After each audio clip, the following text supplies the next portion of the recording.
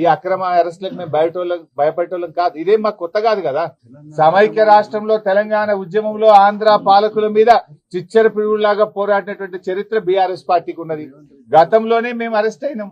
తెలంగాణ కోసం పోరాటంలో కేటీఆర్ గారు అరెస్ట్ అయ్యి వరంగల్ జైల్లో పడ్డారు. మా నాయకులందరూ కూడా అరెస్ట్ అయ్యి జైళ్లలో పడ్డారు. ఏం జరిగింది? తెలంగాణ రాష్ట్రం వచ్చింది. ఈ రాష్ట్రానికి మేలు జరిగింది. ఇవాళ రేవంత్ రెడ్డి గారు మీరు అన్నట్టు ఇవాళ అరెస్ట్ చేస్తాడా, రేపు అరెస్ట్ ఆయన ఇష్టం, చేస్తే చేయని. ఇది అక్రమ అరెస్టు. మాకు న్యాయస్థానం మీద నమ్మకం ఉంది. దానికి మేము భయపడం. తప్పకుండా లీగల్ గా ముందుకు పోతాం. 9వ తేదీ వాళ్ళు నోటీస్ ఇచ్చారు. డెఫినెట్ గా 9th నాడు కేటీఆర్ గారు మేము హాజరవుతాం. మొన్న కూడా హాజరయ్యారు కదా. 45 నిమిషాలు రోడ్డు మీద నిలబెట్టినా కూడా ఓపిక్ గా నిలబడి నేను విచారణకు వెళ్తాను అని అంటే కూడా వాళ్ళు విచారణకు లోపలికి తీసుకోకుండా రోడ్డు మీదనే లెటర్ తీసుకొని మాకు రిసీవ్డ్ కాపీ ఇచ్చారు.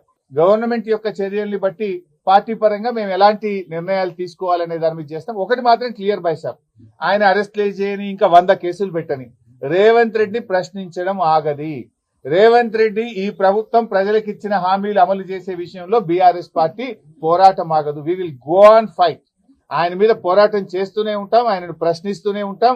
వాళ్ళ అవినీతిని బయట పెడుతూ ఉంటాం. వాళ్ళ ఫెయిల్యూర్స్ ను కూడా ప్రజాక్షేత్రంలో బట్టబయలు చేస్తాం.